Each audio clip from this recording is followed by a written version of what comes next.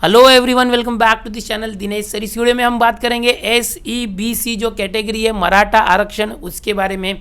SEBC category के ऊपर 9 सितंबर के दिन सुप्रीम कोर्ट का जो फैसला आया, उसकी वजह से 11th के एडमिशन के साथ साथ डिप्लोमा के एडमिशन और बहुत सारे जो पोस्ट ग्रेजुएशन ग्रेजुएशन लेवल के जो एडमिशन थे और प्रोफेशनल कोर्सेज के एडमिशन, सारे के सारे एडमिशन्स को रोक दिया गया है। क्या है ये चीज़, इसको डिटेल में देखेंगे। हमारे एजुकेशन मिनिस्टर जो वर्षा गायकवाड़ जी है, उन्होंने भी अभी ट्वीट करके बताया है 10 सितंबर को सुबह ही कि SEBC रिजर्वेशन के ऊपर जो ऑनरेबल सुप्रीम कोर्ट का ऑर्डर आया है, उसकी वजह से जो 11th की राउंड 2 की जो अलॉटमेंट लिस्ट आज आने वाली थी वो अब नहीं आएगी टिल फर्दर नोटिस।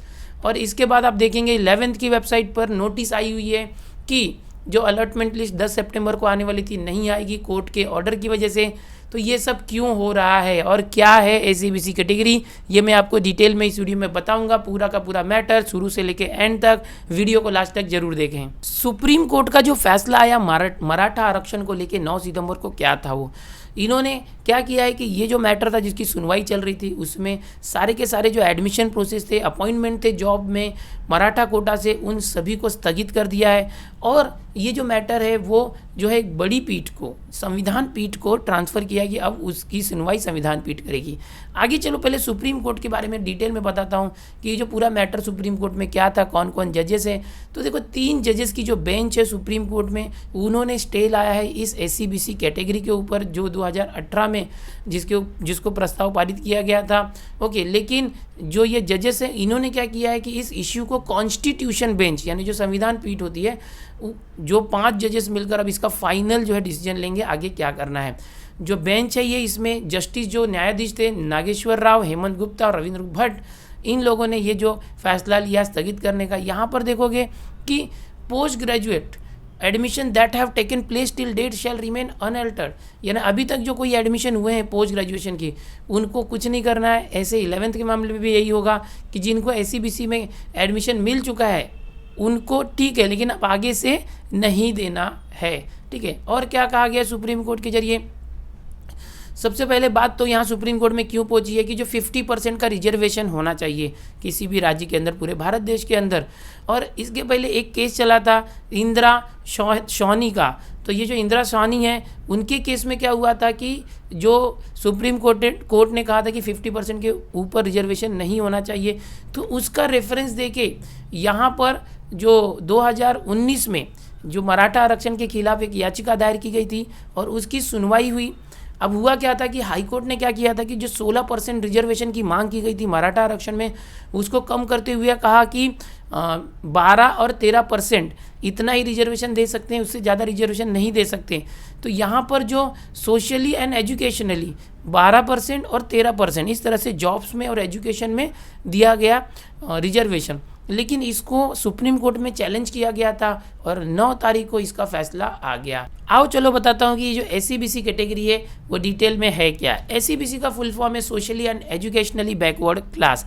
इसके अंदर उन लोगों को शामिल किया जो हिंदू मराठा में आते हैं। महाराष्ट्र के अंदर मराठा जिन्हें कहा जाता है हिंदू मराठा, तो बहुत पहले से इसकी मांग चल रही थी। सन 1990 से छोटे मोटे आंदोलन हुए थे, लेकिन उसके लिए कोई फैसला नहीं आया था। और फाइनली जो है 2016 में एक ऐसी घटना घटी कि एक जो लड़की थी मराठा कम्युनिटी की, उसकी मृत्यु कर दी गई कृत्य के बाद कोपरडी के अंदर, महाराष्ट्र के अंदर, जिसकी वजह से हंगामा हुआ और ये जो मांग है बढ़ती चली गई।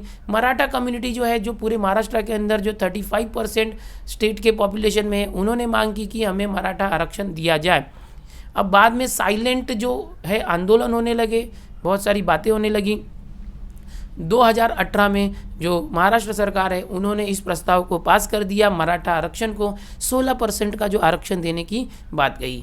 अब मैं आपको बताऊंगा कि रिजर्वेशन महाराष्ट्र में कितने, इसके ऊपर मैंने पहले भी आपको वीडियो दिया था। Schedule caste 13%, schedule tribe 7%, other backward class 19%, special backward class 2%, SEBC 13%। EWS 10%, NT यानी जिसको VJ बोलते हैं 3%, NTB 2.5%, NTC 3.5%, NTD 2%। अब आप बोलोगे सर इतना डिटेल में क्यों बता रहे हो, तो बच्चों बता दूं कि भारत का जो संविधान है उसने ये कहा है कि किसी भी राज्य में 50% के ऊपर रिजर्वेशन नहीं होना चाहिए, ताकि 50% जो सीटें हैं ओपन कैटेगरी के लोगों के लिए भी सुरक्षित रहें। तो यहाँ पर ये जो रिजर्वेशन आप देख रहे हो अलग अलग टाइप के, जो कैटेगरी रिजर्वेशन के साथ सोशल रिजर्वेशन भी आ गए, तो इसमें हुआ क्या, तो इसमें पूरे भारत भर में ऐसा कहा गया कि 50% के ऊपर रिजर्वेशन नहीं होना चाहिए।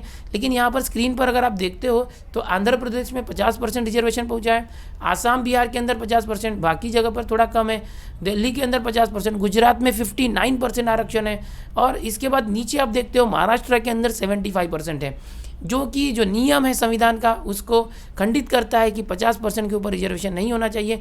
अब ये 75% पहुंचा कैसे, तो ये पहुंचा कैसे कि जो 50% रिजर्वेशन पहले था ही, 50% रिजर्वेशन में जब 16% मांग हुई मराठा आरक्षण की, तो हाईकोर्ट ने कहा नहीं, मराठा आरक्षण को 12% जॉब्स के लिए, 13% एजुकेशन के लिए दे सकते हैं आरक्षण।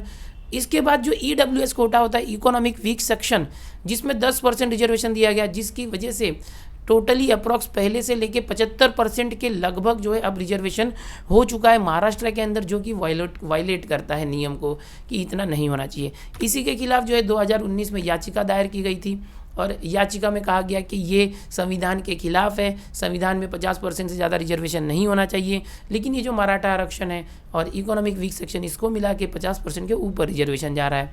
अब होगा क्या, हमको क्या करना है, फ्यूचर में क्या होगा। अभी तो एडमिशन सारे रुके हुए हैं, ओके, जॉब्स वगैरह भी जो SCBC कोटा से होते थे वो अब अलॉट नहीं होंगे। अब SCBC कैटेगरी के अंदर जूनियर कॉलेज हो, डिप्लोमा हो, 11th हो, या डिग्री कॉलेजेस हो, या इंजीनियरिंग फार्मेसी मेडिकल्स हो, SCBC के अंडर में अब कोई एडमिशन नहीं होंगे जब तक कि कोई आगे ऑर्डर ना आए। अब जो ये 3 जजेस की बेंच थी, इन्होंने स्थगिति देके इसको फाइनली जो संविधान पीठ 5 जजेस की बेंच होगी उनके पास भेज दिया है, वो सुनवाई करेंगे आगे, और सुनवाई करने के बाद जो भी फैसला आएगा मैं आप तक जरूर लेके आऊँगा। तो ये थी शॉर्ट रिपोर्ट SCBC कैटेगरी को लेके, जिसमें आपने देखा कि SCBC कैटेगरी के वजह से पूरे के पूरे एडमिशन सिस्टम और जॉब ये अब रुक चुके हैं। होप करते हैं कि आगे चल के सब कुछ अच्छा ही हो और जल्दी से जल्दी सारे एडमिशन प्रोसेस रिज्यूम हो जाए, SCBC के ऊपर सुप्रीम कोर्ट का जल्द से जल्द फैसला आ जाए।